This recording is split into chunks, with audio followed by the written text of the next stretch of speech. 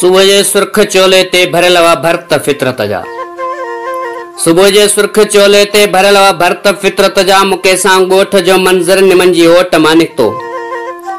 अस्सलाम वालेकुम दोस्तों, प्रोग्राम सरनसरिया पांद में आऊं तहां सां मुखातिब अख्तर तबसुम सलाम कबूल पवे।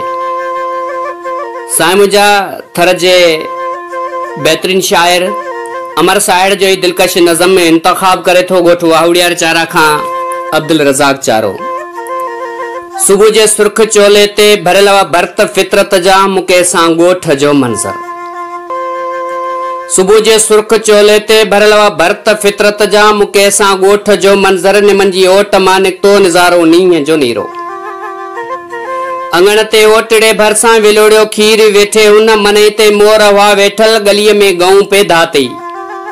पुराणे प्यार जे परियां रिड़िया पे रेट ते जेके मज़े सां मींहं जा मामा उन्हनि जे रेशमी बुत ते।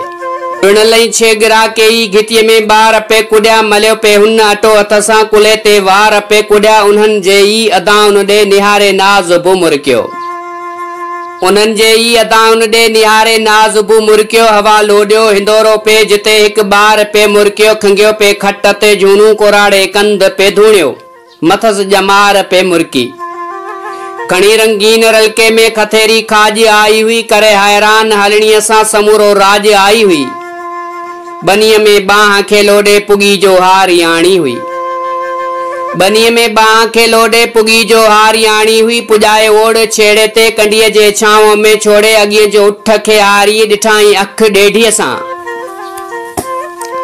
दुखाए पन जी बीड़ी वनी वण हेठि वेठी हुई। रखी जंहिं गज गोॾे ते भरियो पे ॼण भिटाईअ खे।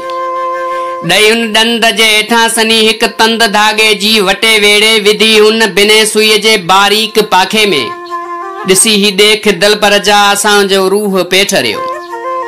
ॾिसी देख दिलबर जा असांजो रूह पे ठरियो। मथां आकाश उजरे ते समूह पे सांवरो तुरियो। मथां पे छांवरो तुरियो। विची जी वेल थींदे ई वरियो हू वांढ ॾे वापस ॾिठाई वाट ते ॾाची वलर खां धार पे वड़की। चढ़े जी लार सां भेड़ी धणीअ जी दिल पे धड़की। अचानक दूर कंहिं ॾिस खां सुई हुन सींध में हिकिड़ी धनारन धुन पे छेड़ी। वञी थोरो वरी परियां मुड़ी जो हुन निहारियो हो। विझी ॼण वक़्त खे ॾावण ज़मानो हुन बिहारियो हो। विझी ॼण वक़्त खे ॾावण ज़मानो हुन बिहारियो हो। ज़मानो हुन बिहारियो हो।